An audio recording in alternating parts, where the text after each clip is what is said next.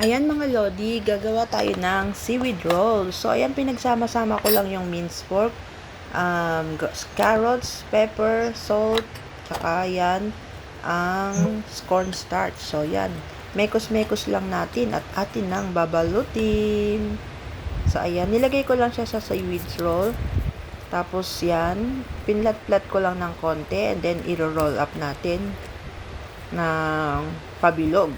So, ayan. Malapit na. At atin nang gupit-gupitin. Ayan. Hiniwa ko lang siya sa gitna and then pinag-apat ko lang siya. So, para medyo marami. So, ayan na nga. Ayan. Nung natapos ko na siyang gupit lahat. So, atin nang piprituhin. Gumawa nga pala ako ng mix ng cornstarch at water. So, yan. Bago natin iprito para hindi magdikit-dikit. So, yung mantika, nilagyan ko lang din siya ng konting cornstarch para hindi siya magdikit-dikit at maganda ang ating pagprito. So, yan na nga. Matatapos na ang aking piniritong seaweed roll. So, ayan. Ang ganda ng pagkaprito niya, mga lodi. So, ayan ang ating chili ketchup, chili sauce. So, ayan. So, let's eat, mga lodi.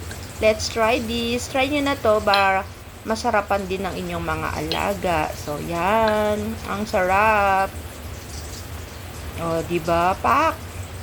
Thank you for watching.